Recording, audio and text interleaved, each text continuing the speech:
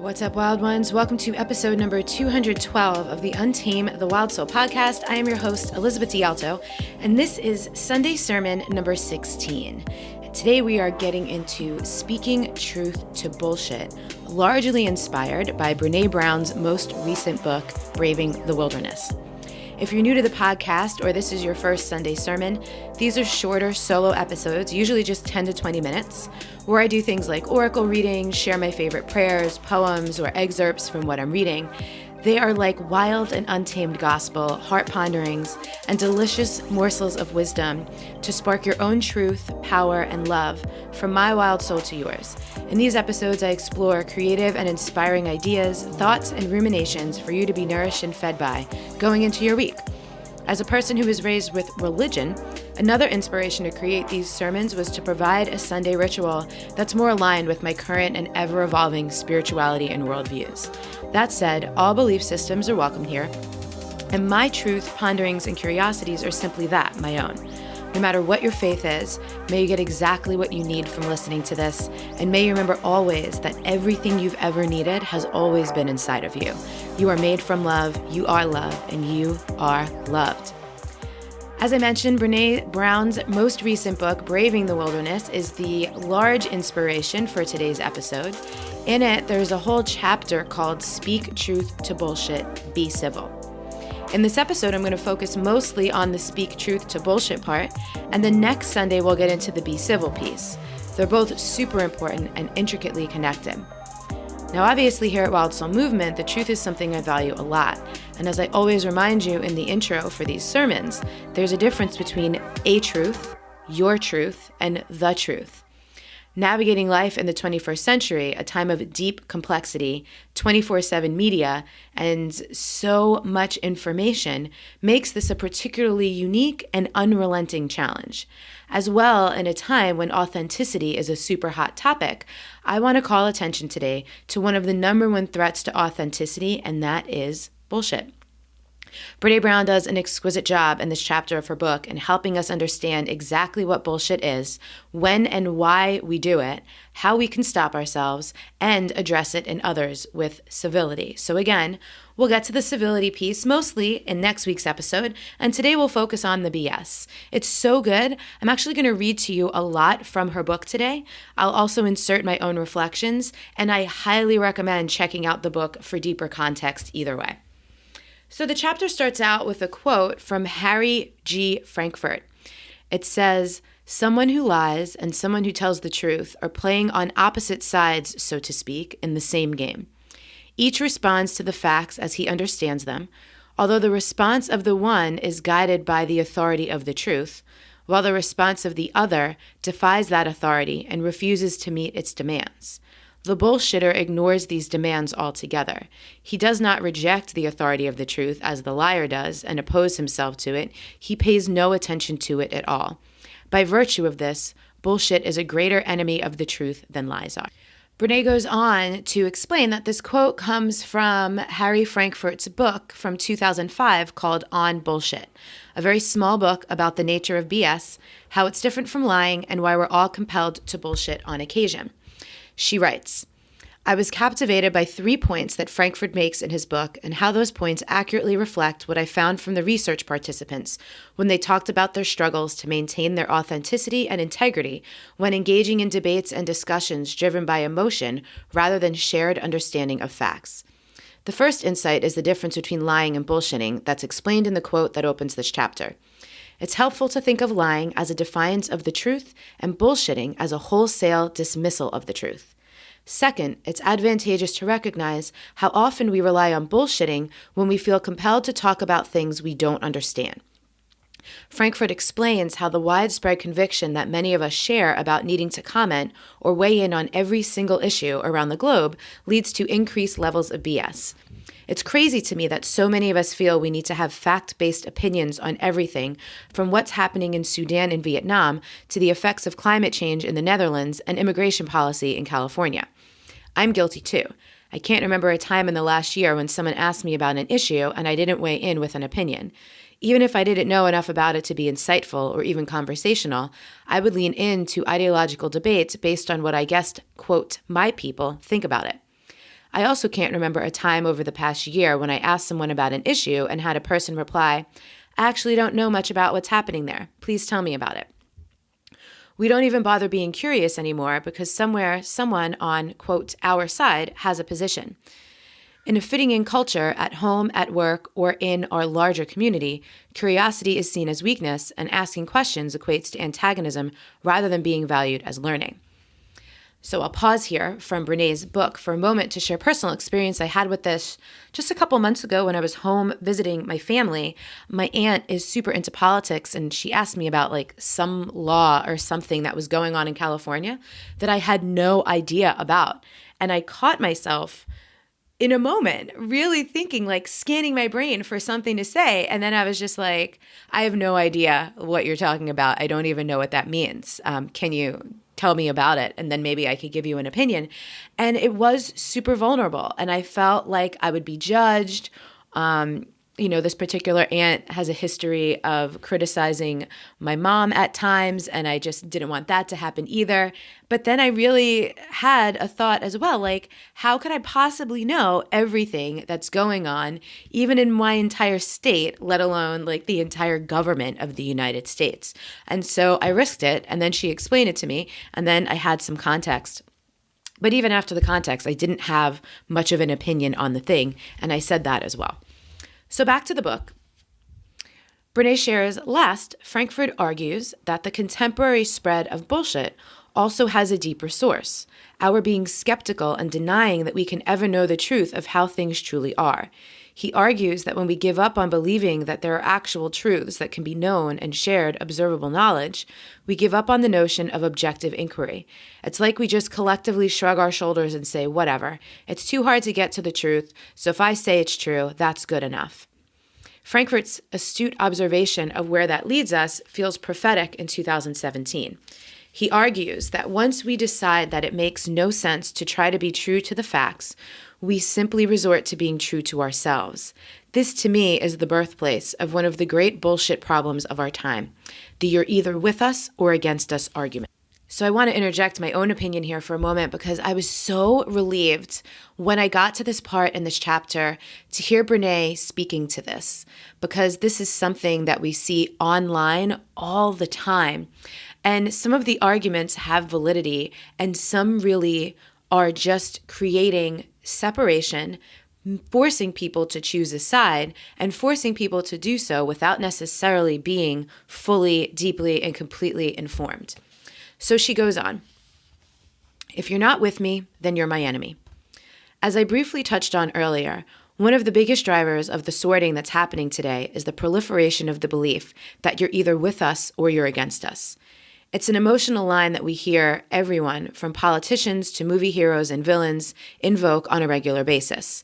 It's one of the most effective political sorters, and 95% of the time, it's an emotional and passionate rendering of bullshit, well-intentioned or not. Benito Mussolini relied heavily on the line, o con noi o contro di noi. You're either with us or against us. In the weeks following 9/11, both George W. Bush and Hillary Clinton told the world's citizens that they were either with us in the fight against terrorism or against us. Bush took it even further by saying every nation and every region now has a decision to make. Either you're with us or you're with the terrorists.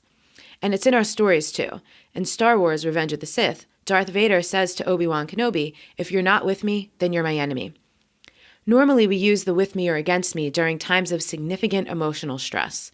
Our intentions may not be to manipulate, but to force the point that we're in a situation where neutrality is dangerous. I actually agree with this point. One of my live-by quotes is from Elie Wiesel. We must always take sides. Neutrality helps the oppressor, never the victim. Silence encourages the tormentor, never the tormented. The problem is that the emotional plea is often not based in facts and preys on our fears of not belonging or being seen as wrong or part of the problem. We need to question how the sides are defined. Are these really the only two options? Is this the accurate framing for this debate, or is this bullshit? In philosophy, you're either with us or against us is considered a false dichotomy or a false dilemma. It's a move to force people to take sides. If other alternatives exist, and they almost always do, then that statement is factually wrong. It's turning an emotion-driven approach into weaponized belonging. And it always benefits the person throwing down the gauntlet and brandishing those forced false choices. The ability to think past either-or situations is the foundation of critical thinking, but still it requires courage. Getting curious and asking questions happens outside our bunkers of certainty. For most of us, even if the with us or against us mandate sounds a little like oversimplified BS, it still feels easier and safer to pick a side. The argument is set up in a way that there's only one real option. If we stay quiet, we're automatically demonized as the other. The only true option is to refuse to accept the terms of the argument by challenging the framing of the debate. But make no mistake, this is opting for the wilderness. Why? Because the argument is set up to silence dissent and draw lines in the sand that squelch debate, discussion, and questions, the very process that we know lead to effective problem solving. Our silence, however, comes at a very high individual and collective cost. Individually, we pay with our integrity. Collectively, we pay with divisiveness, and even worse, we bypass effective problem solving. Answers that have the force of emotion behind them, but are not based in fact, rarely provide strategic and effective solutions to nuanced problems. We normally don't set up false dilemma because we're intentionally bullshitting. We often rely on this device when we're working from a place of fear, acute emotion, and lack of knowledge. Unfortunately, fear, acute emotion, and lack of knowledge also provide the perfect setup for uncivil behavior. This is why the bullshit/incivility cycle can become endless. She then goes on to share a story and personal example of this in her own life. She wrote, "I realized how much hunting was a part of my life growing up, even after I'd stopped going. I still felt the communal excitement and anticipation in our house when the various seasons would open. Those dates were part of the rhythm of our family, like birthdays or holidays, and there were always family and friends visiting and feasts of amazing food. My dad was very serious about all things hunting. You could only shoot what was covered by your hunting license, and you absolutely could not shoot anything you didn't plan to eat. These were non-negotiable rules in my house, essentially etched into stone tablets. He had no patience for trophy hunting or the like. In turn, we were like the Bubba Gumps of venison. Venison steak, venison sausage, venison stew, venison jerky, venison burgers. There was nothing better than when the hunters came back from the hunting lease and 20 or 30 people would pack into our house or my aunt's house to process deer meat, make tamales, tell stories, and laugh. My dad is the youngest of 6, and I have 24 first cousins. There were a lot of mouths to feed. Hunting and fishing were as practical and necessary as they were fun for most of us. We all had guns. We got BB guns when we were in the 2nd or 3rd grade and hunting rifles by 5th grade. When most of us started hunting, gun safety was no joke. In fact, we weren't allowed to shoot a gun that we couldn't take apart, clean, and put back together. When you grow up hunting, you have a very different understanding about the reality of guns. It's not a video game. You know and have felt exactly what they're capable of doing. For my dad and the people we hunted with, the sentiment around automatic weapons and the big guns that people treat like toys today was simple. You want to shoot those kinds of guns? Great. Enlist and serve. Now that I'm a parent, I can look back and see that what was equally powerful was the combination of our family rules concerning hunting and guns, and that we weren't allowed to watch any violence on TV. I couldn't see a PG movie until I was 15 years old. The idea of romanticizing violence was out of the question. We didn't have violent video games back then, but I can only imagine how my dad would have felt about it. I loved and was proud of this part of my family story, and like most kids, I assumed that everyone who was raised in a hunting and gun culture was raised with the same rules. But as I got a little older, I realized that wasn't true. As laws governing gun ownership became more and more political and polarized, I became more skeptical of the gun lobby. I watched the NRA go from being an organization that I associated with safety programs, merit badges, and charity skeet tournaments to something I didn't recognize. Why were they positioning themselves as the people who represented families like ours while not putting any limits or parameters around responsible gun ownership? Despite my beliefs, my family started supporting the gun lobby, while many of my friends and colleagues began vilifying all gun ownership. I quickly realized that I'll have no ideological home or community on this issue. I didn't have the language of the wilderness to describe how alone I felt about this, but it definitely was and is the wild. Last year, I was talking to a group of people at an event, and I mentioned that my father and I were looking forward to teaching my son how to shoot skeet. One woman looked horrified and said, "I'm very surprised to hear that you're a gun lover. You don't strike me as the NRA type." If you're reading her comment as aggressive and pointed, then I've communicated it accurately. There was contempt and disgust on her face. I replied, "I'm not sure what you mean by gun lover or the NRA type." She sat straight up in her chair. "If you're teaching your child how to shoot a gun, then I'm assuming you support gun ownership and the NRA. There it was, the false dichotomy. If I support gun ownership, then I support the National Rifle Association. No way. I'm not buying it. Of all the lobbying organizations I've studied over the past 20 years, not one of them has done a better job using fear and false dichotomies than the NRA.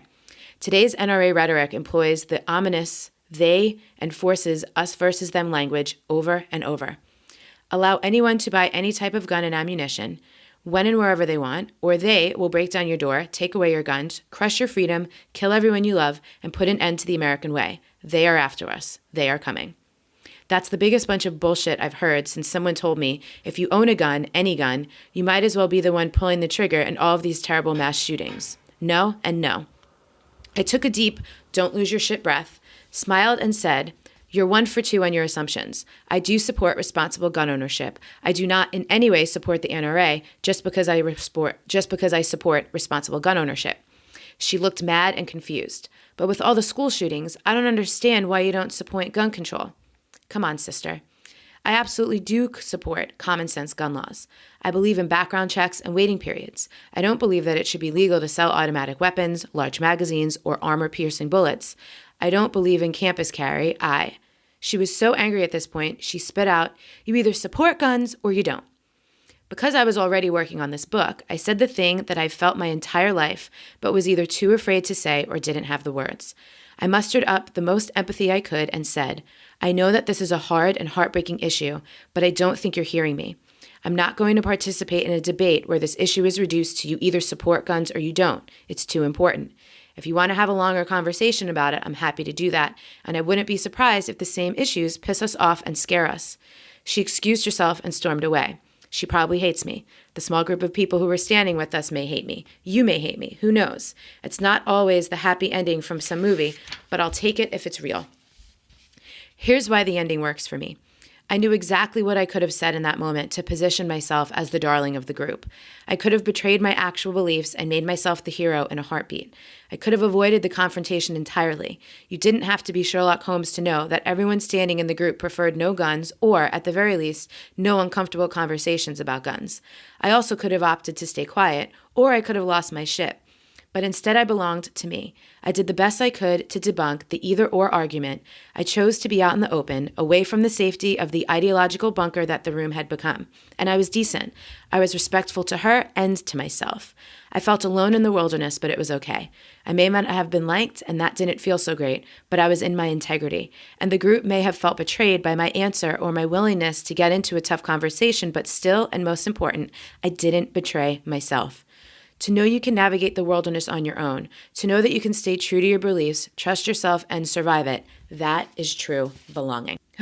So I hope that story struck you in some way that helps to unearth what is your own truth about bullshit and speaking truth to bullshit. Maybe you can reflect on times when you held an opinion or a view different from the group, and you either spoke up or you didn't, or maybe where you complied, maybe where someone put you on a false dichotomy and you did choose a side, even though you didn't particularly agree with either side.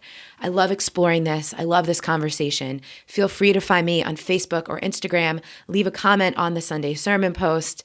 These are the types of things that when we can be more responsible about them, when we can see what they are, call them what they are, and really honor and be in our own truth and our integrity, that we can really have some massive ripple effects that really need to happen in the world and across our culture right now. So as always, thank you so much for listening. If you're listening to this in real time, you may want to go and check out the Unconsume Yourself workshops that I'm running this week, which are free. They're at wildsoulmovement.com/U as in C as in consume, Y as in yourself, workshops. So again, that's wildsoulmovement.com/UCY workshops. I'm running them in a couple different times this week if you're catching this in real time. And if not, we've always got something else cooking for you. So as always, I appreciate you all so much. Thank you for listening. Thank you for sharing the episode. Thank you for those of you who leave us reviews in iTunes and things like that. And we'll talk to you next week.